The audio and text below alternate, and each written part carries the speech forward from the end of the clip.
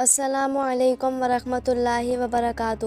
اس video کو and تک ضرور دیکھے گا۔ بسم اللہ الرحمن الرحیم۔ ایک دفعہ کا ذکر ہے کہ قدیم سرزمین کنعان میں یوسف علیہ السلام نام کا ایک شریف اور خوبصورت نوجوان رہتا تھا۔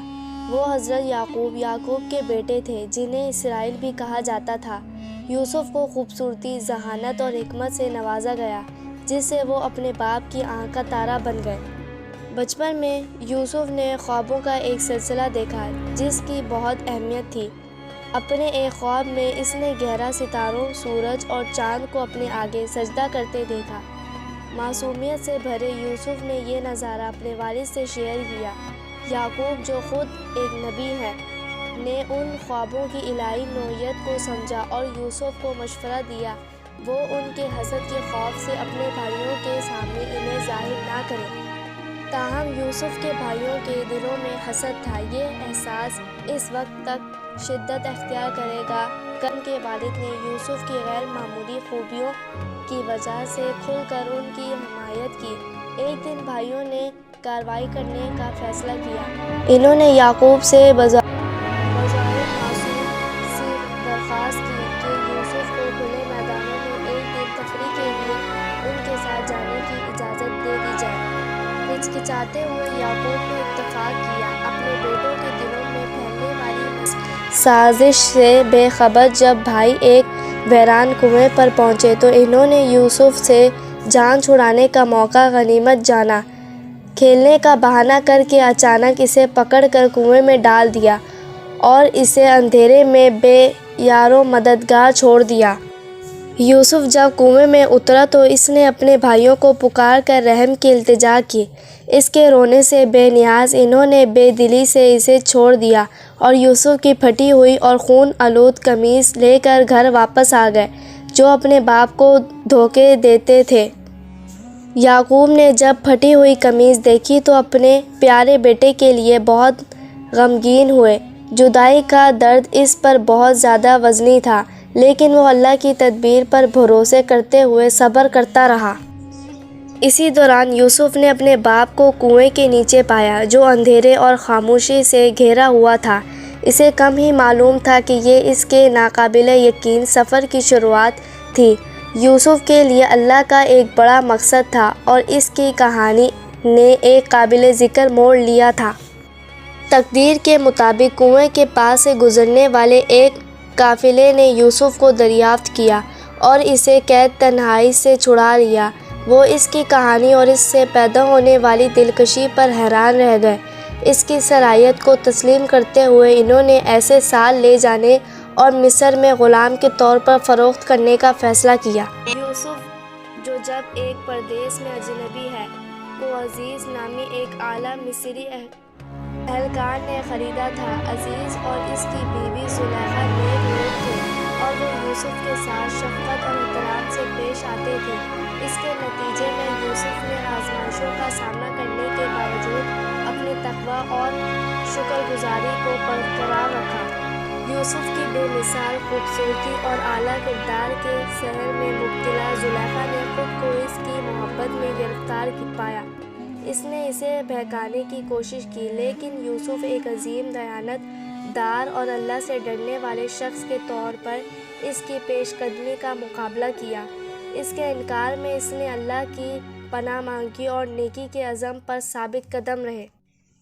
یوسف کے مسترد ہونے سے مایوس ہو کر زلیخا نے اسے اپنی پیش قدمی کے لیے تیار کرنے کا منصوبہ بنایا۔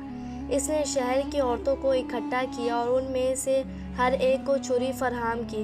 ایک حسابی اقدام میں اس نے انہیں ضیافت میں مدعو کیا اور یوسف کو ان کے سامنے پیش کیا۔ اس کی رغبت کا مقابلہ نہ کر سکے وہ مسحور ہو گئے اور غیر حاضری سے اپنے ہاتھ کاٹ ڈالے، یہ کہتے ہوئے یہ کوئی انسان نہیں، یہ کوئی اور نہیں بلکہ ایک عظیم فرشتہ ہے۔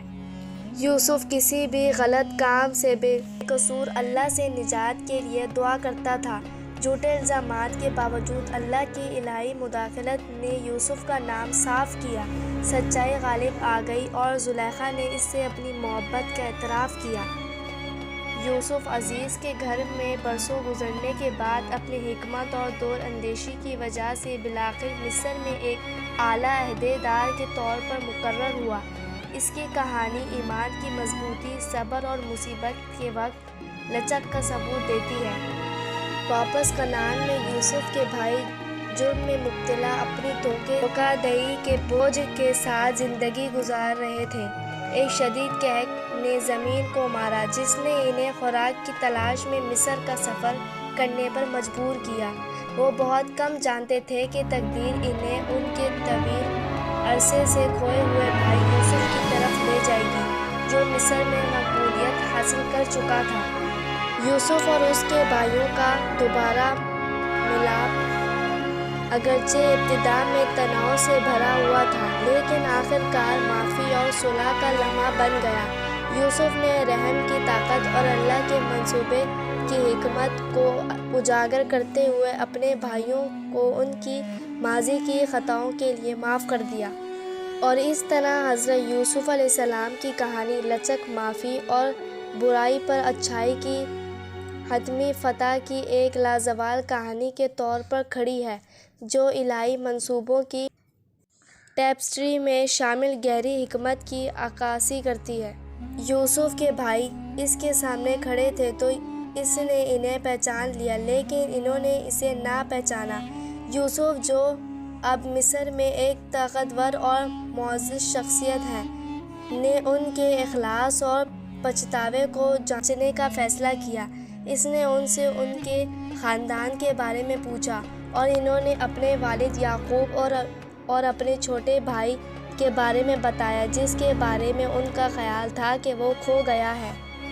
یوسف نے اپنی حقیقی شناخت ظاہر کی، اور بھائی پچھتاوا اور جرم سے مغلوب ہو گئے۔ انہوں نے اپنے پچھلے اعمال سے سنگینی کو بھانپ لیا اور یوسف سے معافی مانگی۔ یوسف نے اپنی مہربانی میں انہیں معاف کر دیا اور ان کے دوبارہ ملاپ کو اللہ کے منصوبے سے منسوب کیا۔ یوسف کے خاندان بشمول ان کے والد یعقوب کو قحط سے بچنے کے لیے مصر میں آباد ہونے کی دعوت دی گئی۔ خاندان خوشی سے دوبارہ ملا ہوا تھا، اور یوسف بالآخر سالوں کی جدائی کے بعد اپنے والد کو گلے لگانے کے قابل ہو گیا۔ دوبارہ ملاپ محبت اور معافی کا ایک پرجوش لمحہ تھا، جو خاندانی رشتوں کی مضبوطی کی علامت تھا۔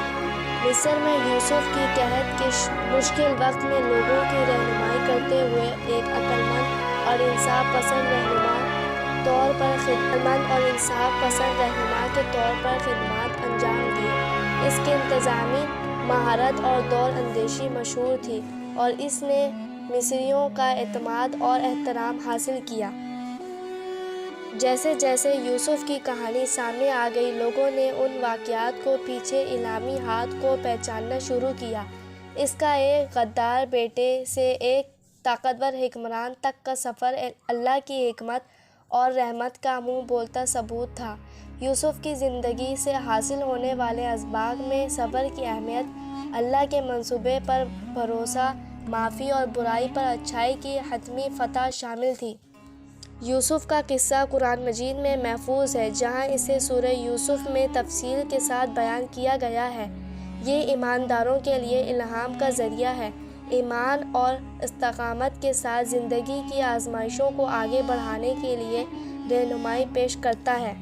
اور اس طرح حضرت یوسف علیہ السلام کی کہانی کا اختتام امید، نجات اور مصیبت کے وقت اللہ کی رحمت کی پائیدار قوت کے ساتھ ہوتا ہے۔